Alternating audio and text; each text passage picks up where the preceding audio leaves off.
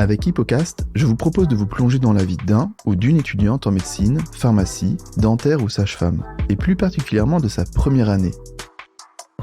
Cette année est un véritable défi. Du jour au lendemain, il va falloir apprendre à travailler, à s'organiser, à avoir confiance en soi et réussir. Seulement un étudiant sur 5 passera en deuxième année. Il faut être le meilleur, ne pas perdre de temps. Qu'est-ce qui fait qu'on réussit ? Pour répondre à cette question, j'invite des étudiants et des étudiantes afin de percer leur mystère. Bonne écoute. Bonjour à tous, aujourd'hui je reçois Alban sur Hippocast. Bonjour Alban. Bonjour. Tu es actuellement en deuxième année à l'université Paris-Cité. Oui, c'est ça. Et tu as passé le PASS l'année dernière. Et tu as une histoire qui m'intéresse beaucoup, c'est que tu as fait une remontée fulgurante entre le S1 et le classement final de plus de 500 places. Et toi, ton point fort, ça a vraiment été les euros. Au S1 plus S2, tu étais classé 719, donc tu étais admise à passer l'oral. Et ensuite, tu arrivé à peu près 40e classé parmi ceux qui ont passé l'oral. Oui, c'est ça. Donc ça, on a envie d'en savoir plus, voir un petit peu comment tu t'es préparé. Si tu as des conseils à nous donner, on est très preneurs. Je pense que beaucoup de monde a envie d'entendre tout ça. Je voudrais aussi qu'on aborde plusieurs points. Tu souhaitais discuter un petit peu de la prépa. Oui, voilà, oui. pour faire un petit point sur la prépa, un petit point sur la santé mentale, sur ta méthode, comment tu as fait...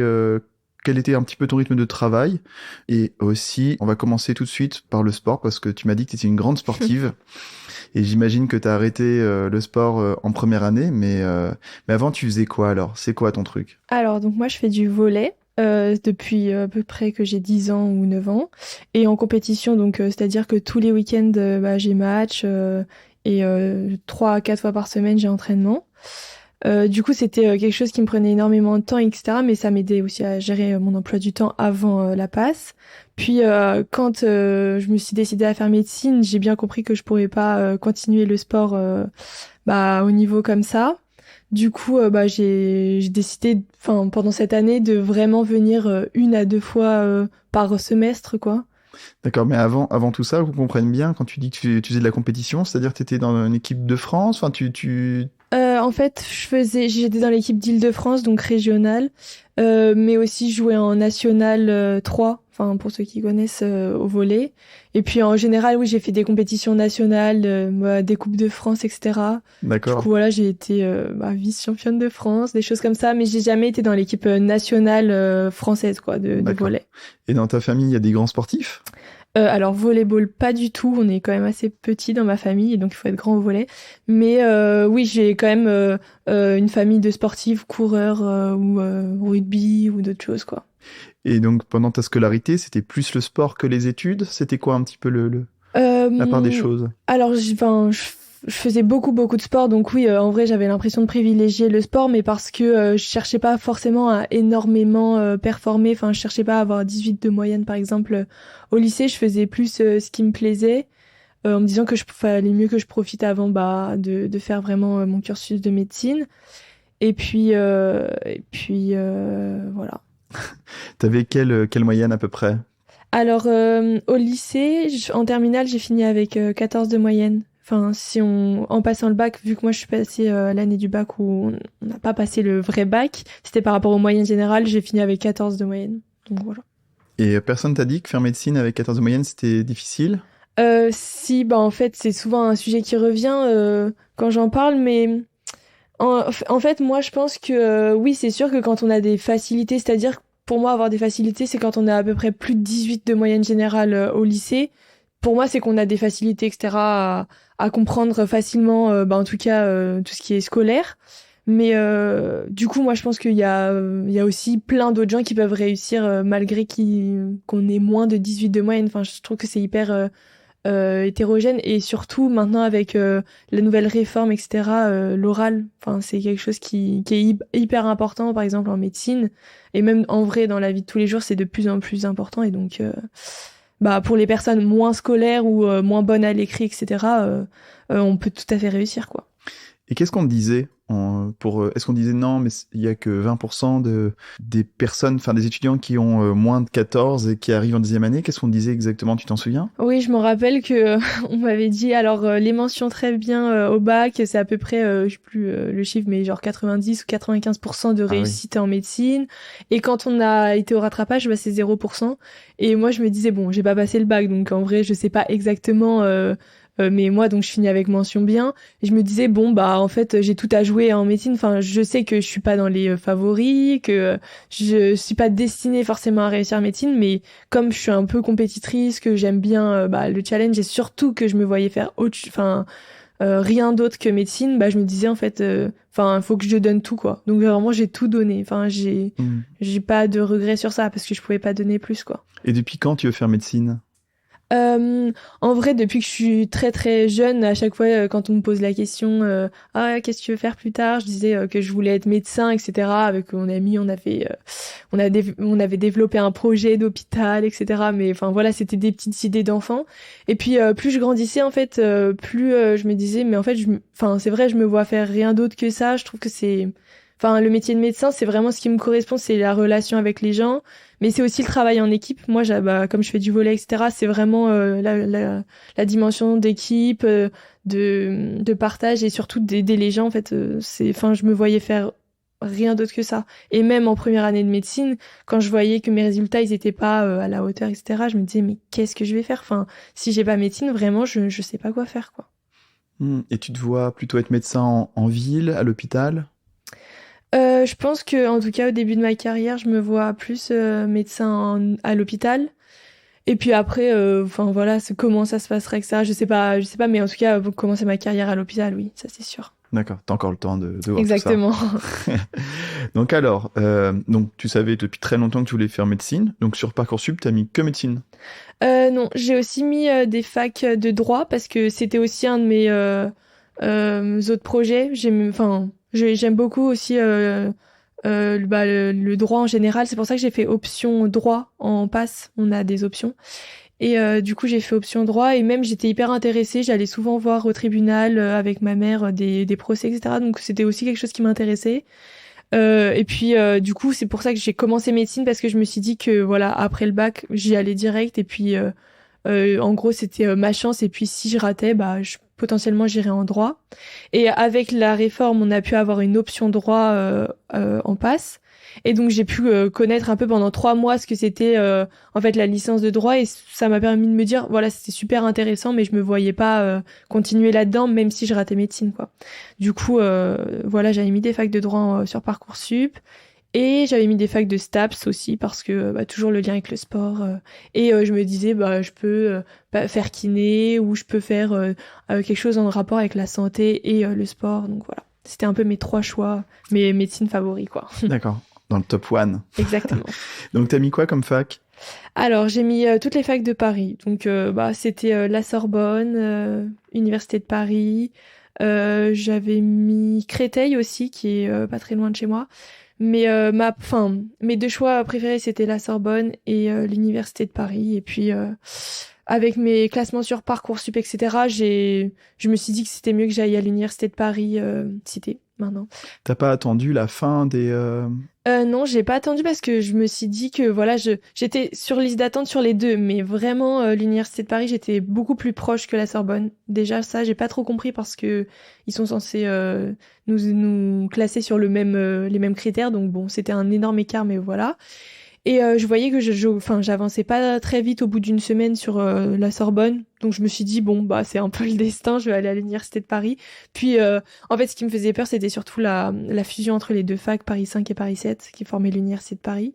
Mais au final, je me sens très bien, quoi. C'est juste que c'est plus loin, etc. Mais voilà, ça s'est fait comme ça en tout cas. Bon, tu regrettes pas? Non, pas du tout. Une bonne ambiance à l'UP? Oui, trop, enfin vraiment, on est beaucoup, donc c'est compliqué de connaître tout le monde, mais c'est vrai que l'ambiance en médecine, les associations, etc., c'est quelque chose de trop bien. Bon, trop bien.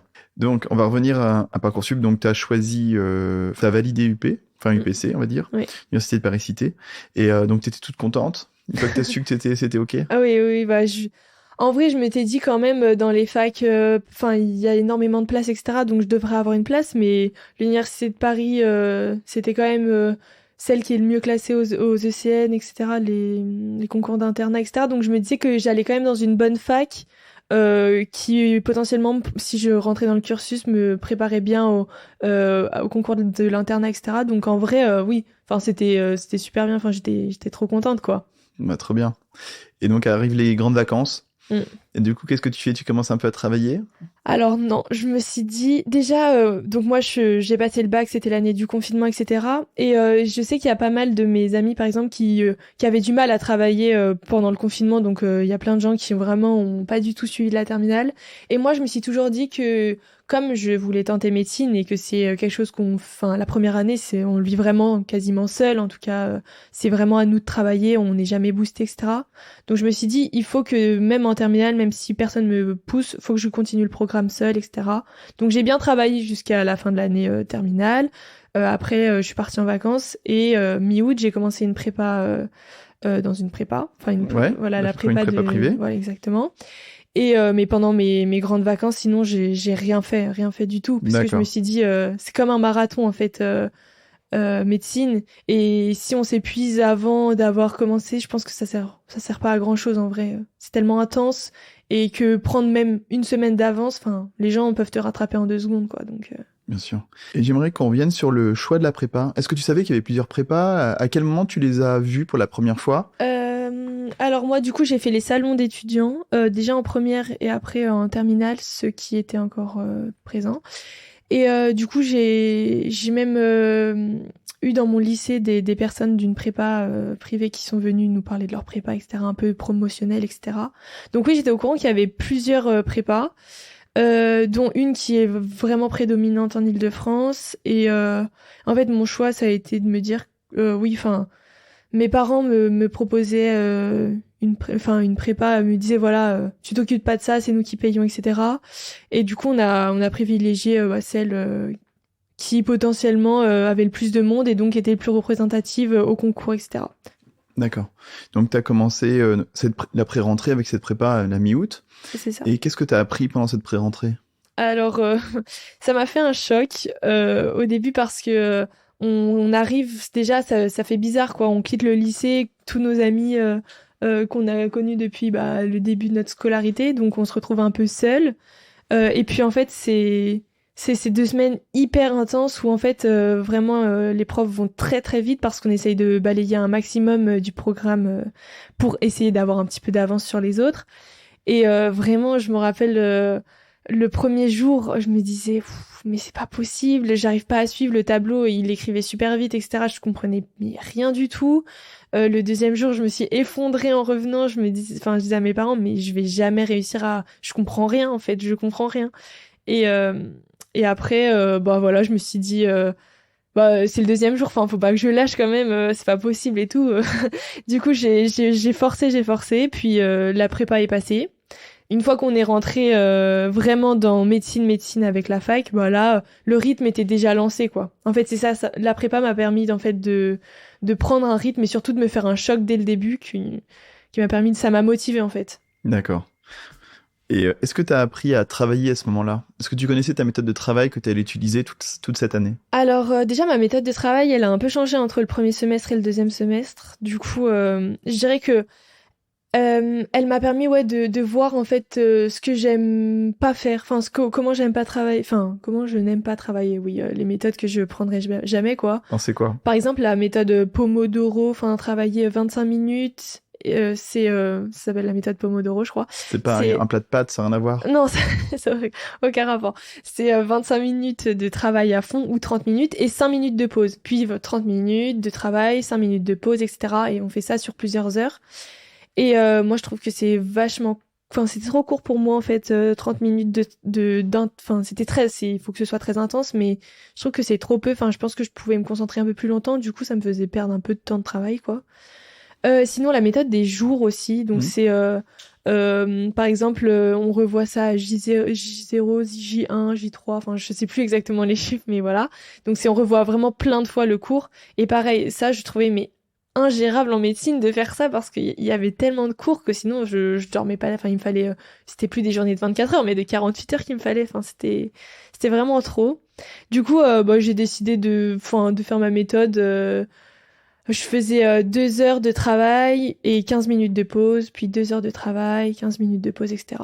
Et puis à peu près une demi-heure à 1 heure au début de semestre, 1 heure pour manger au début de semestre, puis quand ça s'approchait du concours, je mangeais en une demi-heure, puis je retournais travailler, quoi. Ah oui, donc t'étais en mode très stress et très efficace un maximum, pas Ouais, perdre de temps. en fait, stress, pas tellement. Enfin, je crois que j'étais vraiment rentrée dans une bulle où, en fait, je me posais même plus la question. J'étais comme un robot, quoi. Je me réveillais, du coup, à 8 heures. Puis après, j'enchaînais 2 heures, 15 minutes de pause, 2 heures, 30 minutes pour manger. Puis je repartais 2 heures. Voilà, jusqu'à à peu près 23h30 minuit. Donc voilà, c'était clairement, je me couchais à minuit, je me levais à 8 heures. Puis c'était ça tous les jours, quoi. Donc t'étais chez tes parents? Oui, j'étais chez mes parents et ça m'a vraiment aidé, quoi. Enfin, en tout cas, moi qui m'entends bien avec mes parents, en tout cas, tout se passe très bien, etc. Je pense que sans eux même, j'aurais pas réussi parce que ça me permettait en fait les moments où je mangeais parce que je mangeais avec eux. J'essayais quand même de garder ça. Bah, en fait, ça te sort en fait de cette espèce de bulle où vraiment tu penses que à médecine, tu rêves de médecine. Rien qu'un petit dessin que tu vois d'une peinture, tu sais, tu dis ah ça ressemble à un truc en rapport avec médecine. Enfin ça fait vraiment flipper, quoi. Et donc ouais, mes parents ça m'a vraiment vraiment aidé, quoi. En plus ils sont là aussi pour te faire changer les idées et tout, donc c'était parfait, quoi. Très bien. Et tu as dit que ta méthode a un peu changé entre le S1 et le S2. J'aimerais bien que tu nous en dises un peu plus, surtout qu'au S1, t'es arrivé... Bon, là, je vais spoiler un peu tout. Hein. T'es arrivé 849e, et au classement S1 plus S2, à peu près 700e. Donc, c'est-à-dire que c'est la moyenne du S1 plus du S2, donc on peut imaginer que pour le S2, t'étais arrivé dans les 550e à peu près. Donc, t'as quand même grappillé pas mal de places, pour dire 300, on va dire, pour avoir cette moyenne de 720e. Et donc, comment tu expliques que t'es progressé comme ça? Alors déjà, moi j'ai l'impression qu'il faut vraiment un temps d'adaptation à chaque fois à ma méthode, mais aussi à l'environnement, etc. Et j'ai eu l'impression dans toute ma scolarité que quand il y a un changement, il me faut dans tous les cas, je dirais quelques mois pour m'y adapter. Et en médecine, bah le temps, il est hyper précieux, donc je pense que mon premier semestre, en fait, c'était un peu mon temps d'adaptation. Et en fait, donc, ma méthode de travail, je l'ai changée. Donc, ma méthode de travail au premier semestre, c'était vraiment pendant 2 heures, je faisais une fiche, un cours, en fait. Et je faisais qu'un cours. Donc, en fait, je voyais moins les cours, moins souvent, mais je les voyais plus en profondeur. Et au deuxième semestre, je me suis dit qu'il fallait que, en fait, j'en vois plus et plus régulièrement. Et donc, en fait, je faisais en 2 heures, je voyais à peu près 2 fiches de cours, quoi. Enfin, donc 2 cours par toutes les 2 heures, donc voilà. Et ça me faisait un apprentissage plus dynamique où en fait, j'essayais de voir plus rapidement les cours et plus souvent en fait. C'est super intéressant parce que j'ai eu une discussion avec Alissa, qui est une étudiante qui, elle, était totalement l'inverse de toi. C'est-à-dire qu'elle plongeait dans un cours, mais de manière très intense, ça pouvait lui prendre plusieurs heures, et après, elle y revenait très peu.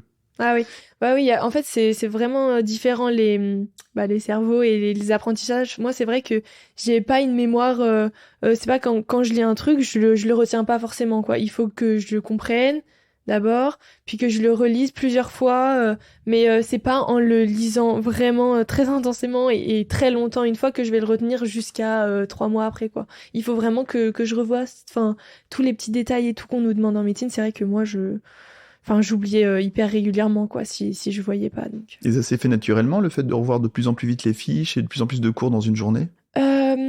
Au deuxième semestre, oui, un peu par. Je me suis dit, quand même, il faut que je vois que je remette en question ma méthode de travail, quoi, parce que il faut que j'augmente mes places, donc il y a forcément quelque chose à changer.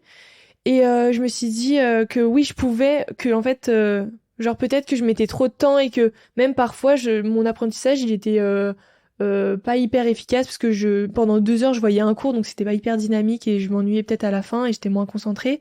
Et donc en fait de changer de cours plus souvent, de voir plein de choses dans la journée, bah ça me permettait aussi d'être plus attentive en fait à chaque fois que je voyais un cours.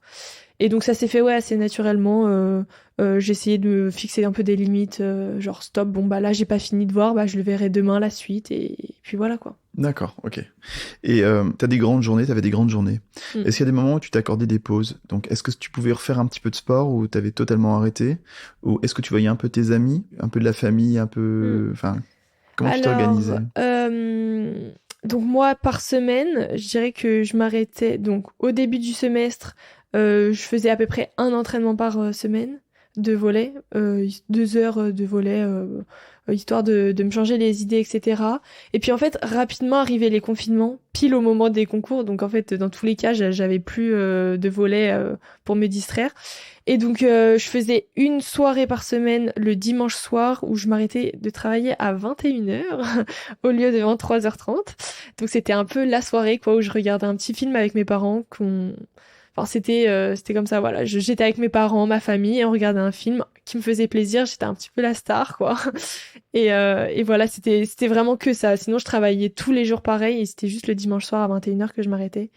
Et voilà, je sais que beaucoup de monde me disent encore maintenant, mais comment tu fais juste à s'arrêter à 21h, c'est rien quoi, tu prenais pas de pause. Je sais qu'il y a plein de gens qui s'arrêtent tout le dimanche, etc. Mais moi, en fait, je me disais, je culpabilisais en fait de me dire, mais je suis en retard et en plus, je peux pas me permettre de prendre une journée de pause. Et comme je me sentais bien, je me disais, je peux continuer quoi. Voilà, jusqu'au bout, je peux continuer comme ça, bah. Enfin voilà quoi, je m'arrêtais que à 21h le dimanche. Est-ce que tes classements au concours blanc, enfin au col de ta prépa, et celle du tutorat, parce que tu as fait quand même, tu as utilisé un petit peu le tutorat, Mhm. t'indiquait que tu étais un petit peu dans le... T'avais un classement, on va dire, moyen.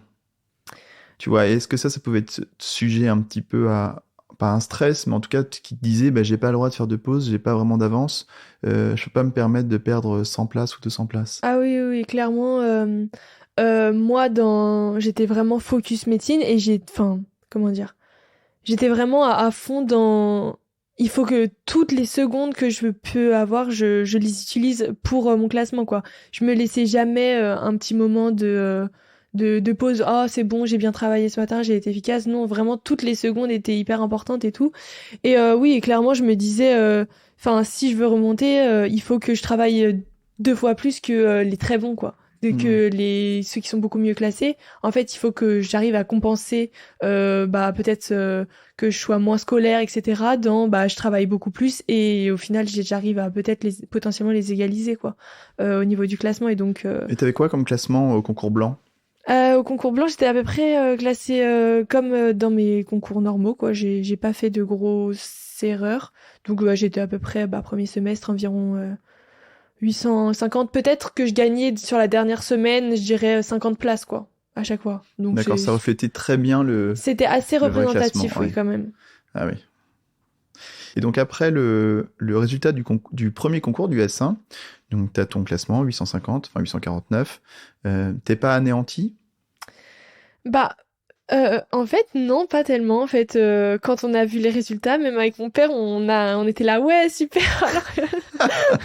Alors que quand on y pense, j'étais pas du tout dans le classement, mais je sais pas, déjà, ils étaient fiers de moi, etc. parce que je revenais de loin. Les concours je veux dire, le concours un peu blanc de la pré-rentrée, j'étais vraiment dans les 200 derniers, quoi. Enfin, j'étais vraiment très très loin. Et donc, le fait que au premier semestre, je finisse 850, vraiment, ils étaient là, super, on a sorti le champagne, alors que vraiment, en fait, c'est ça qui me faisait du bien, c'était que même si j'étais pas dedans, etc., dans les personnes prises, etc., mes parents toujours, Ils en sont à fait, fond. à chaque fois que je gagnais des petites places, bah c'était positif. Hein, ils me disaient pas, il faut que tu gagnes plus de places, ça va pas.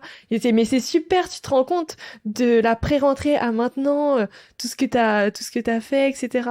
Et donc en fait, de toujours voir le positif. Et voir les remontées que je faisais, en fait, je pense que ça m'aidait un peu la compétition, quoi. Maintenant que j'ai remonté tant de places, deuxième semestre, on y va encore plus, quoi. D'accord. Donc voilà, c'était plus moi vraiment voir les choses positivement, c'est ça qui m'aide, quoi. Et donc voilà. Ah oui, donc c'est super important d'être entouré de tes parents. Ah oui, non mais vraiment, mes parents, ils m'ont vachement aidé et comme mon père en plus vécu cette première année, etc. Il sait comment c'est, donc même il m'a beaucoup aidé aussi dans les dans les cours que je comprenais pas, etc. Je disais, je comprends pas ça, est-ce que tu peux voir? Et donc, il voyait dans son coin, puis après, il me faisait un petit résumé de ce qu'il arrivait aussi à comprendre. Même Donc, de la biophysique, tout ça? et ben, il s'y mettait énormément, mais vraiment. Et oui, enfin, il y a plein de choses, bon, pas hyper biophysique, je pense pas, quoi, mais plutôt dans les matières médicales ou anatomie, etc. Bon, quand j'avais des petites questions, je lui demandais, puis il faisait vraiment ses recherches dans son coin, quoi. Il était à fond médecine, quoi. Limite, il faisait la première année avec moi. Je pense qu'il l'a vraiment faite avec toi. Ah, mais non, mais vraiment, hein, il était à fond, quoi. Et puis, il était super fier. Et du coup, enfin, ça m'aide, quoi, quand vraiment on a les encouragements de sa famille, etc. Et qu'on voit que on progresse et qu'on est aidé, bah, forcément, moi, ça m'a vraiment, vraiment aidé, quoi. Bon, tu leur dédicaces ce Exactement, podcast. exactement. Grosse dédicace. Ok, donc en fait, une grande énergie au moment des résultats du SA. Tu Oui. prends une petite pause quand même. Oui, petite pause de vacances. Un mois à peu près de Noël. Enfin, à Ouais. Noël, on fait une petite pause. Là, je reprends le volley parce que c'est bon. Du coup, je fais tous les entraînements, etc. Ça me remotive. Tout va bien. Et puis c'est reparti, quoi. Et après, le S2 commence, donc là, tu te remets à fond. Exactement. Et c'est là où tu changes un peu ta méthode et tu grappilles petit à petit des places. Et est-ce que tu as ressenti une grande satisfaction de voir que ça a payé au moment des concours blancs, justement? Ouais. Le S2, en vrai, j'ai été un petit peu déçue, bizarrement, de mon classement encore, qui était, bah, du coup, j'étais 719e à la fin du semestre 2. Mhm. Ça m'a un peu déçue parce que je me suis dit, oh, j'aurais aimé gagner encore un peu plus de place, quoi. Du coup, j'étais moins contente en fait qu'au premier semestre. Quand ouais, 850, j'étais hyper heureuse. Deuxième semestre, un peu moins, mais je me suis dit voilà, j'ai fait le travail entre guillemets. Maintenant, je vais aux oraux et c'est aux oraux qu'il faut que je donne tout, quoi. Alors, je te propose de parler des oraux. Ok. Donc, je pense qu'il y a beaucoup de choses à dire pour les oraux. Donc, est-ce que tu peux donc c'est en mars que tu passes le S2, Oui, la c'est ça. majeure, Ouais, et ouais, la ouais. mineure, c'est 2 mois après, Oui, la mineure, c'est ça, à peu près en avril, en en avril. avril. Donc en mars, on finit le deuxième semestre, qui était vraiment très court aussi. Ouais. C'était en gros de janvier à mars, c'était le deuxième Donc, semestre. Puis ensuite, de mars à avril, c'était la mineure de un mois. donc ça dépend Et- vraiment des facs dans lesquelles vous Exactement. êtes. Hein. Ouais, c'est ça. Et ensuite, bah, vient l'oral, quoi, où on le passe. Moi, je passe fin juin, l'oral. Fin juin, ok. Le Et ça 22 commence juin. quand les oraux? Enfin, les premiers qui passent les oraux, c'est à peu près quand? Les premiers qui passent les oraux, bah, c'est la semaine du 20. Moi, je suis dans Ah oui, ok. la semaine du 20 juin, quoi, en gros. C'est Ok. sur une semaine. Sur une semaine, d'accord, ok. Bon, c'est-à-dire qu'il faut tenir jusqu'à fin juin, alors qu'il y en a les 250 premiers, on va dire, les grands admissibles sont passés direct, donc Ouais. eux, c'est les vacances. Ouais, vraiment. Et pour la grosse majorité, bah, il y a encore le stress des oraux. Mhm. Donc, c'est-à-dire que, alors, toi, tu as une année un peu particulière, et j'aimerais qu'on en dise un mot, mais peut-être tout à l'heure, mais en tout cas, du 250e, enfin, tous ceux qui étaient arrivés après la 250e place et qui avaient la moyenne, étaient admissibles aux oraux. Oui. Donc, cette année, ça sera différent, à peu près à la louche, mais c'est à vérifier, ça sera entre le 250e au 750e, à peu près, D'accord, oui. je pense. Hein. Oui, je crois que c'est ça. Ouais, donc l'année dernière, ça allait jusqu'à à peu près 1000, 1100. Oui, c'est ça. Il y avait vraiment énormément de monde. Ok, donc de toute façon, toi, 719e, t'étais dans les 750, donc voilà. Donc, Hein, oui. même si t'étais passé cette année, t'aurais eu les euros aussi. Donc, est-ce que t'as pris le petit forfait oraux avec ta prépa? Oui. Alors, pareil, bah, le choix de ma prépa, c'était vraiment, on peut se le permettre et surtout, comme ça me permet de pas avoir de regrets, etc. Si je rate, au moins je me dis, bah, j'aurais tout fait, j'aurais tout pris, quoi. D'accord. Donc, les oraux, pareil, je me suis dit que, oui, on continue sur la lancée, quoi. Donc, j'ai pris une prépa, pareil. Donc, c'était des séances, je crois qu'on a eu à peu près 3 séances où on regardait un peu les thèmes les plus importants et qu'il fallait vraiment qu'on révise le plus. Puis après, il y avait 2 fois des oraux avec des juges de prépa, enfin. C'est qui? C'est des étudiants ou des Non, profs? pour le coup, c'était vraiment des profs et qui avaient une expérience en tant que juge, par exemple pour les oraux des prépas, des concours de prépa, etc. quoi. Le commerce, tout ça? Oui, exactement. Okay. Ils avaient pour le coup, c'était plus des experts, etc. Donc Enfin, c'était plutôt assez intéressant. Et donc voilà, j'ai fait 2 concours, enfin oraux blancs avec eux. Donc c'était quoi les thèmes? Comment tu t'entraînais avant de faire les oraux blancs? Alors, euh, comment j'ai fait? J'ai pris tous les journaux possibles et inimaginables, et puis je notais plein de grands thèmes de société, politique, vraiment écologie, énergie, mais plein de choses que je ne connaissais pas. En plus, en première année, j'ai pas du tout suivi l'actualité, donc vraiment, enfin, je me suis remise à jour, quoi. Et puis à chaque article que je prenais, je faisais pour, contre. Et donc je me forgeais en fait un avis sur tout. Donc j'avais un avis sur tout clairement. Et donc du coup voilà, j'ai fait comme ça, j'ai fait plein d'articles, je faisais des fiches donc avec mes avantages, inconvénients ou pour ou contre, etc. Et je les relisais assez régulièrement et j'essayais toujours d'associer avec un point de la médecine ou médical ou scientifique pour quand je serais à l'oral toujours pouvoir donner un petit truc médical parce que c'est quand même pour ça qu'on est là quoi. Même si des sujets n'avaient vraiment aucun rapport, fallait toujours essayer de ramener. Et donc voilà, j'ai fait ça, j'ai demandé à mes parents de me faire mais plein de sujets mais aucun rapport, enfin vraiment des phrases etc. Ils t'ont donné quoi, par exemple, tu t'en souviens? Alors je m'en rappelle plus trop mais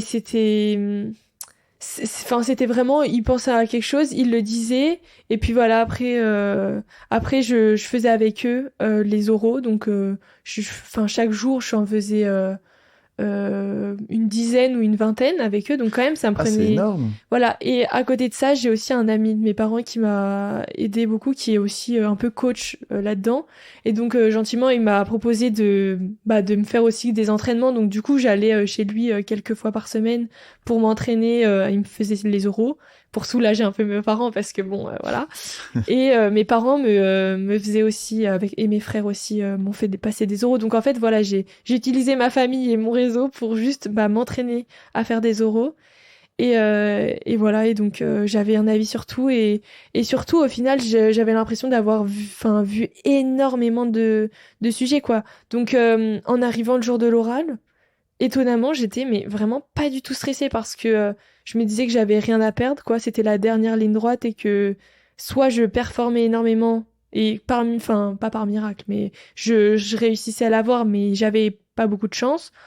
Bah soit je ratais et voilà, je m'étais vraiment fait à l'idée que je l'aurais sûrement pas, quoi. Mais bon, en y allant, j'y allais quand même déterminée à tout donner, quoi. Et donc, ouais, le jour de l'oral, j'étais pas si stressée que ça parce que je savais que dans tous les cas, je pourrais dire quelque chose, quoi. À l'Université de Paris, il y a 2 types d'oraux.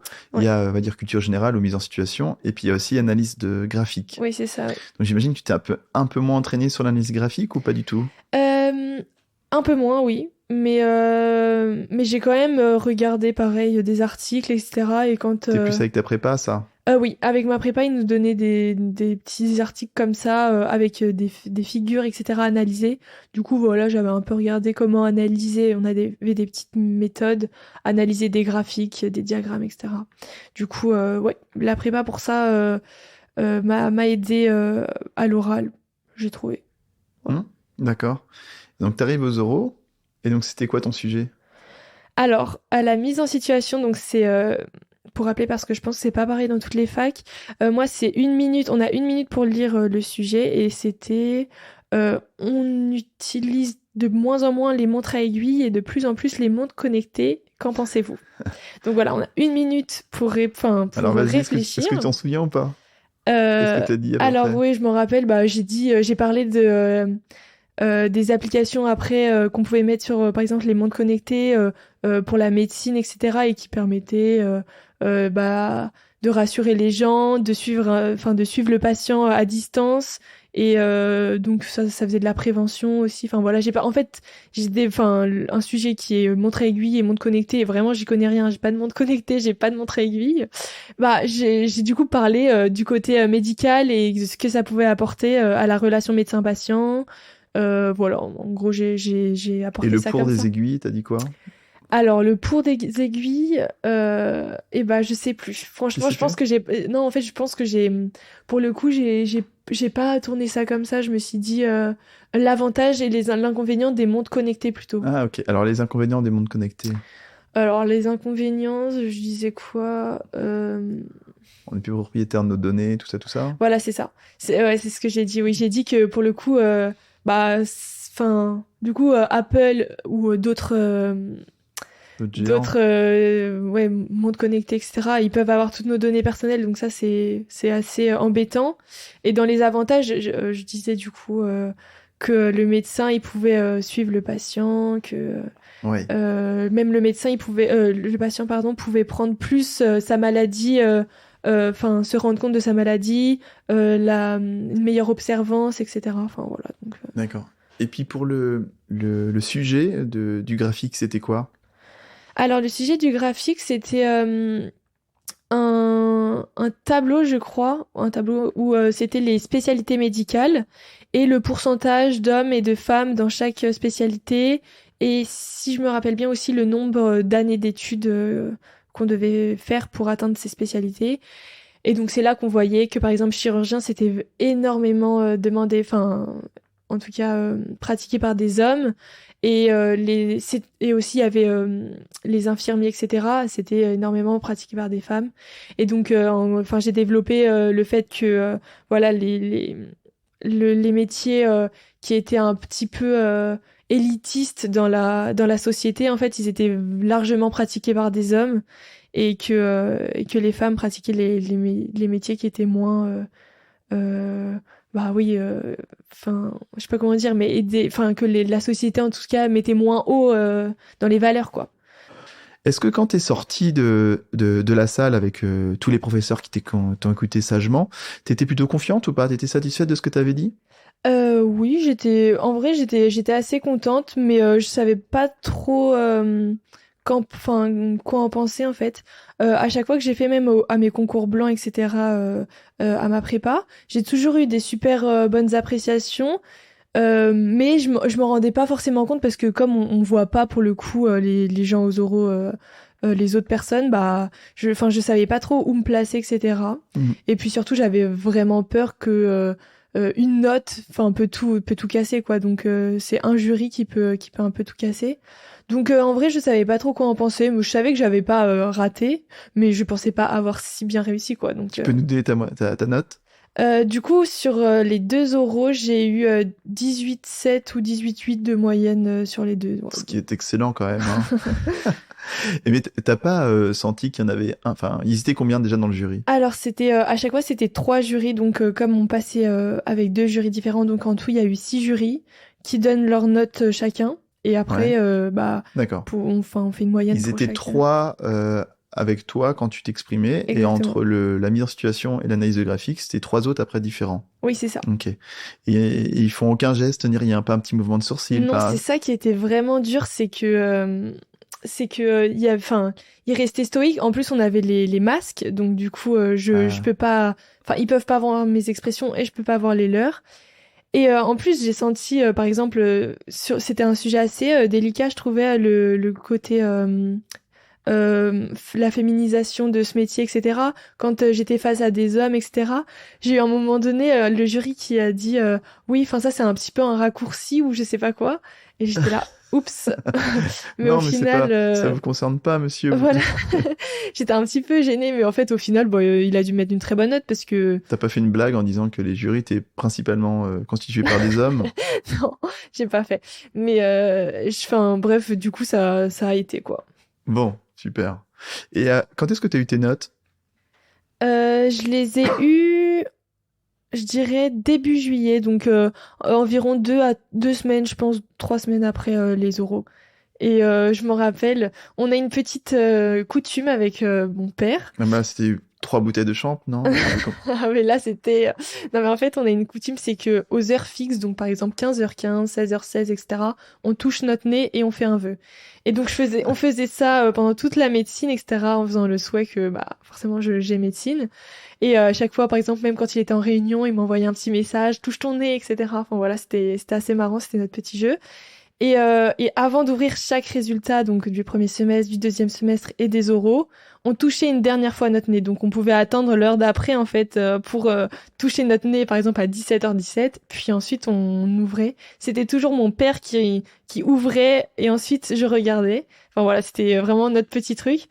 Et le jour des résultats des oraux, on attend encore à peu près 45 minutes parce que bah il fallait attendre l'heure fixe d'après pour toucher notre nez. Et donc on attend ça, puis il ouvre et en fait il voit à ce moment-là que ma note parce que il y a eu un bug en fait au niveau des résultats des oraux qui fait qu'ils ont supprimé, ils ont mis le classement pendant 2 minutes, puis après le classement s'est supprimé et on voyait plus que nos notes des oraux. Et donc du coup, bah j'ai vu que j'avais eu une super bonne note, donc j'étais hyper heureuse et en même temps je me disais mais ça veut peut-être que tout le monde a eu la même note quoi, parce que en vrai un concours c'est par rapport aux autres. Nous si on a une bonne note c'est très bien, mais il faut être meilleur que les autres quoi. Et donc du coup là c'était vraiment super stressant, je me rappelle parce que pendant à peu près bah, jusqu'au matin ou midi du jour d'après en fait on avait juste nos notes. Et après, quand on a eu le classement, bah là, on a commencé, on était hyper émus et enfin, c'était trop bien parce que vraiment, je me rappelle, je m'y attendais pas du tout. J'ai dit à mon père juste avant, mais en vrai, on sait très bien que je vais pas avoir. J'ai vraiment dit ça, je me rappelle. Et au final, en fait, c'était vraiment une surprise incroyable, quoi. Parce que t'es arrivé 360e au final. Ouais, voilà. Donc au final, je passe du deuxième semestre 719 à 360. Enfin, vraiment, je m'y attendais pas, quoi. Et puis, enfin, ouais, j'étais vraiment étonnée, quoi. Oh. Bah, félicitations, hein. Merci. Je te vois, t'es toute contente, tu te remémores un peu ce moment-là. Ouais, bah oui, mais je me rappelle, mais même il y a enfin, on a pris des photos, etc. Enfin, vraiment, j'oublierai jamais. J'ai regardé mes parents en mode, mais quoi? Mais c'est improbable. Enfin, c'est surtout que en vrai, j'ai quand même très bien réussi et j'aurais pu, je me suis très bien classée à l'oral, du coup, j'aurais pu un peu moins le réussir et quand même passer. Mais là, le fait d'avoir une si bonne note, enfin ça, et en vrai, d'avoir une bonne note à l'oral, pour moi, je trouve que c'est vraiment très compliqué. Donc du coup, j'étais d'autant plus fière, quoi. Ouais. Parce que c'est pas donné à tout le monde d'être à l'aise à l'oral ou des choses comme ça et donc de le réussir en vrai, enfin, ça m'a vraiment fait plaisir. Et on a discuté un petit peu avant d'enregistrer et tu m'as dit quelque chose qui m'a touché, qui va parler, je pense, à beaucoup de gens qui ont passé les oraux. C'est qu'en fait, t'as l'impression d'être un peu illégitime et et que le scandale qu'il y a eu aussi l'année dernière, t'as un peu gâché le plaisir d'être en deuxième année aujourd'hui de médecine. Oui, c'est vrai que du coup, il y a eu cette annonce où j'ai eu médecine, etc. Et tout de suite après, j'ai vu sur le site internet de notre fac bah, plein de gens qui se plaignaient en fait de la modalité, etc. des examens, du fait que les oraux comptent pour un énorme coefficient, que ce soit des oraux pas du tout pertinents par rapport à médecine, etc.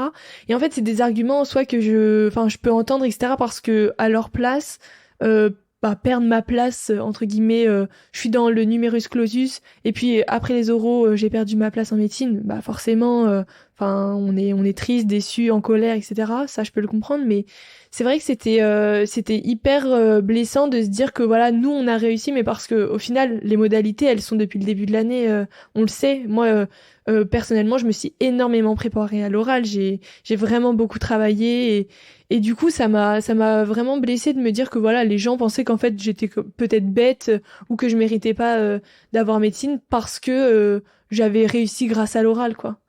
Et en fait, déjà, enfin, bon, en vrai, mon entourage m'a rassurée dans le sens où j'ai pas réussi grâce à l'oral, je me suis quand même qualifiée, entre guillemets, pour les oraux, donc c'est bien que, y a pas tout le monde qui est allé aux oraux non plus, il y a pas tout le monde qui a continué l'année. Et puis, aux oraux, voilà, enfin, on savait que c'était à peu près 50%, enfin, je sais plus exactement le pourcentage, mais que les oraux comptaient énormément pour la note. Et voilà, c'est comme ça, on peut peut-être améliorer, cette étape des oraux, je pense que, enfin, je suis d'accord avec ça, etc. Que ce soit peut-être plus pertinent sur bah, le métier médical, mais en même temps, voilà, c'était écrit depuis le début de l'année, donc en soi, bah, au final, enfin, j'étais un peu triste qu'en fait, enfin, les gens critiquent un peu le fait que j'ai réussi grâce à Zoro, quoi. Pourtant, c'est vrai que quand on t'écoute, on a l'impression que tu considères les oraux comme en fait, on note un peu ta voix. Enfin, tu vois, un truc, mais en fait, non, moi, je trouve que ça reflète quand même une capacité Ah bah oui. d'analyse un esprit critique, une capacité de réflexion, d'expression et de synthèse qui est super important pour le métier que tu vas faire. Ouais. Et donc, en fait, je dirais que c'est très important parce que c'est apprendre des choses par cœur. Ça ne veut pas dire que tu as la capacité après d'analyser des choses et de faire avancer ta profession. Et en fait, c'est vrai que ça doit être très peinant d'être recalé aux euros alors qu'en fait, on y peut imaginer, elle est à la limite que le 251e, la classe 251e et qui a passé les euros et qui a été boulé, ça doit être extrêmement dur, ça on le comprend. Mais en tout cas, tu n'as enlevé de place en fait à personne, c'est que c'est une matière qui se fait à l'oral, mais c'est tout. Mm.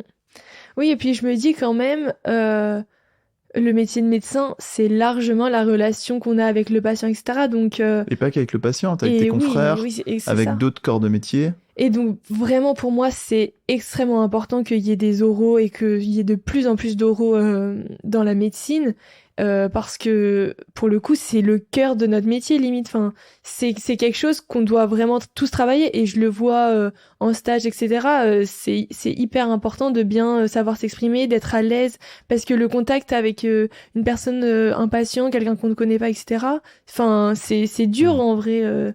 Du coup, enfin vraiment pour moi les oraux c'est quelque chose de très très important et qu'il faut vraiment développer quoi. Même Ouais. plus tard, pas qu'en première année. Oui, oui, c'est vrai. Et je pense qu'il y a beaucoup de médecins aujourd'hui qui ne sont pas forcément adaptés à ce métier-là Mm. et qui n'auraient peut-être pas été sélectionnés s'ils avaient qui avaient passé les euros. Mais bon, c'est difficile de toute façon. Voilà, c'est ça. Et puis je me dis, du coup, ça, c'est vrai que ça diversifie vachement les profils parce que donc il y a des profils comme moi qui sont peut-être plus à l'aise à l'oral et d'autres qui sont vraiment très à l'aise à l'écrit et donc on les appelle les grands admissibles, c'est-à-dire qu'ils se sont classés à l'écrit dans les 250 premiers, donc voilà, ils sont très très bons à l'écrit. Et puis aussi, il faut une certaine, enfin des médecins qui sont peut-être moins scolaires mais plus à l'aise. À l'oral et donc enfin je trouve que c'est pour le coup c'est super bien Mm. qu'ils inscrivent ces oraux de plus en plus quoi. J'aimerais que tu réfléchisses un petit peu justement à tout ce qui a pu t'aider ou pas pendant tout ce temps. Un mot sur la prépa, le tutorat. Est-ce que tu as un esprit critique un petit peu sur tout ça? Oui, alors déjà par rapport au tutorat de ma fac, vraiment, enfin en tout cas pour ce qui est de mon année, donc c'était l'année dernière, vraiment j'ai vraiment beaucoup aimé. J'ai découvert quoi le tutorat. Je m'étais pas vraiment intéressée parce que comme j'ai pris une prépa, je m'étais dit que j'irais pas, etc. Et je l'ai trouvé vachement à l'écoute. Pour le coup, vraiment, si on avait une question, les gens du tutorat, ils répondaient super rapidement. Les supports de cours, ils étaient quand même vraiment de qualité. Quand il y avait des petits errata, enfin des petits fautes, ils le signalaient le plus rapidement possible. Ils étaient, enfin, vraiment assez dynamiques. Et donc voilà, j'ai quand même pas mal travaillé sur ces supports de cours. En fait, quand je comprenais pas les fiches de ma prépa, j'allais voir les schémas, etc.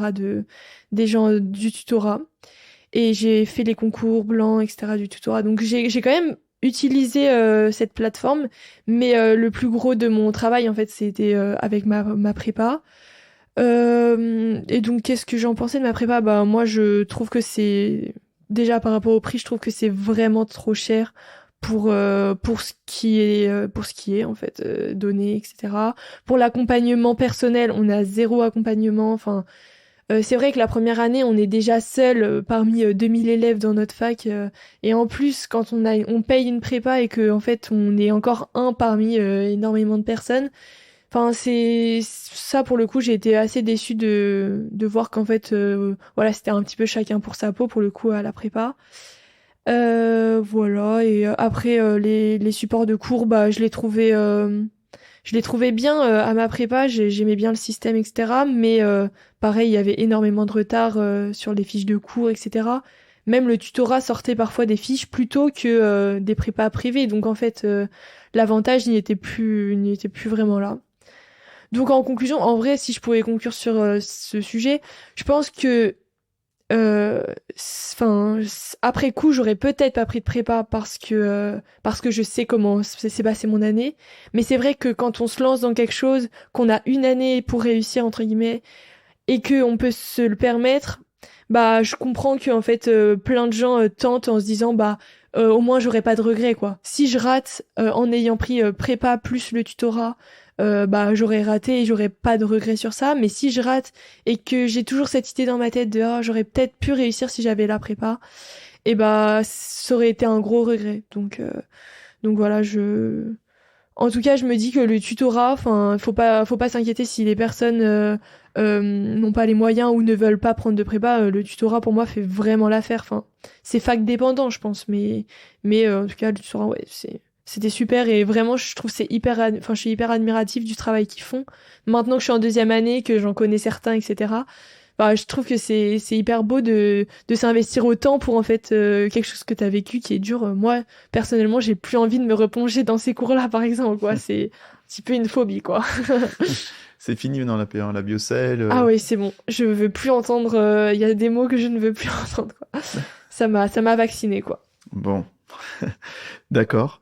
Très bien, je crois qu'on a fait un très grand tour de tout ce que je voulais aborder. Est-ce qu'il y a des choses que tu veux parler encore? Non, enfin, si je pouvais donner quelques conseils. Donne-en 3. 3. Alors déjà, par rapport à la santé mentale. Ouais. Je dirais que chacun vit la première année de médecine hyper différemment et que déjà faut pas se baser sur ce qu'on dit c'est horrible, etc. Parce que moi en fait on m'avait tellement dit ça que je pensais que j'allais vivre un enfer. Bon, c'était pas la meilleure année de ma vie, on va pas non plus dire ça, mais en fait je pense qu'il faut toujours voir les choses positivement, que voilà, c'est un an dans une vie où voilà, il faut sacrifier vachement, que on vit quand même des bons moments. Enfin, c'est des moments qu'on se rappellera toute notre vie quand on a nos résultats. Même on passe du temps avec nos familles, enfin nos amis, etc. On se fait des amis. Enfin, c'est quand même. En fait, pour moi, il faut voir la première année de médecine positivement, quoi. Que ce soit dans nos résultats, même si on est un peu déçu, faut toujours se dire, bah voilà, c'est déjà ça, j'ai fait mieux qu'avant. Faut voir en fait notre avancée. Donc ce serait par rapport à la santé mentale. Et si jamais on a des petits coups de mou, etc., ça arrive à tout le monde, et bah on s'arrête, on force pas. Si on est épuisé, bah on sera moins efficace. Donc on se fait une bonne nuit de sommeil ou alors un petit resto ou un petit film, etc., avec sa famille, enfin avec les gens qu'on aime, etc. Et voilà, et puis on repart. Enfin, il faut s'écouter aussi, faut pas se tuer à la tâche, etc. Enfin, oui, c'est important, mais on joue pas notre vie. Il y aura d'autres moments, etc. C'est facile à dire maintenant que je suis en deuxième année, Ouais, c'est sûr. maintenant c'est facile, ouais. Mais en tout cas, voilà, je pense qu'il faut vraiment voir ça positivement. Un deuxième conseil, bah, ce serait de pas se comparer aux autres. En tout cas, au concours, etc., on entend t'as mis la réponse B à ça. Faut jamais se comparer aux autres, même quand on rencontre des gens, etc. Faut rester focus sur son avancée, sur soi, etc., parce que vraiment tout peut se jouer cette année-là, quoi. Et c'est pas parce que on a 12 de moyenne en terminale qu'on est juste pris en médecine dans notre fac que voilà, on a moins de chance, quoi. Vraiment, enfin, c'est une année où il faut tout donner, donc voilà. Et alors, un dernier conseil. Manger bio? Manger bio, exactement. Non, bah oui, par exemple, faire attention aussi à... Il y a plein de gens qui peuvent... bon, ça revient à la santé mentale, mais... ouais, non, en fait, c'est pas vraiment un conseil, mais en vrai, il faut faire attention toujours à son bien-être personnel aussi, donc manger correctement. Je sais que, par exemple... bon, moi personnellement j'ai perdu énormément de poids, d'autres en prennent, etc. Enfin, faut juste continuer à avoir un rythme de vie normal et voilà, sortir, faire des petites balades, voilà. Bon, ça c'était un peu une extension de la santé mentale. Et alors moi j'ai une dernière question, parce que tu as vachement remonté entre ton S1 et ton S2. Est-ce que tu penses que s'il y avait eu un S3, qu'est-ce que tu aurais encore changé pour grappiller encore 150-200 places? Mais on imagine que t'étais quand même en forme. Hein, oui, parce que je me dis, voilà, en fait, vraiment, pour moi, j'ai vraiment vécu ça comme un marathon, quoi. Donc, recontinuer, ça serait compliqué. Si tu le refaisais encore aujourd'hui, sur repasser ton pass. Bah, je dirais que, en vrai, j'ai vraiment pas trop de regrets sur comment je l'ai vécu, parce que moi je l'ai quand même assez bien vécu, comment j'ai travaillé, etc. Vraiment, j'aurais pas pu travailler plus, par exemple. Et est-ce que travailler moins, ça aurait pas été mieux? Et justement, je me dis que peut-être faire un peu plus de pauses, donc soit par exemple 2 petites soirées ou une grande après-midi par semaine, plutôt qu'une une petite soirée le dimanche soir, peut-être que ça m'aurait aidé. Mais en même temps, je pense que j'en étais incapable de me dire, mais... Enfin, là, je suis en train d'arrêter alors que j'ai 300 places à remonter, mais ça va pas. Enfin, en fait, oui, peut-être que j'aurais peut-être pu travailler moins et que ça aurait peut-être pas changé à mon classement au final. Mais je préférais faire plus que moins, quoi. D'accord. Voilà. Et ben Alban, un grand merci pour cet échange. Bah, merci. Hein. Et j'espère que ça vous donnera confiance en vous et plein d'idées pour cartonner les euros si vous êtes admissible aux euros. Et au revoir, à bientôt. Merci, au revoir. Bravo, vous avez écouté jusqu'au bout. Merci de partager cet épisode à tous ceux que vous connaissez et qui vont tenter médecine, pharma, sage-femme, dentaire ou kiné. Si ça vous a plu, alors mettez 5 étoiles et abonnez-vous à la chaîne. C'est vraiment important, c'est ce qui me fait ressortir des classements. Si vous adorez les podcasts et que vous préparez le pass, je suis sûr que vous adorerez Hippocast, l'appli. Les cours dans tes oreilles, le pass dans ta poche. Allez vite voir sur hippocast.fr. À bientôt!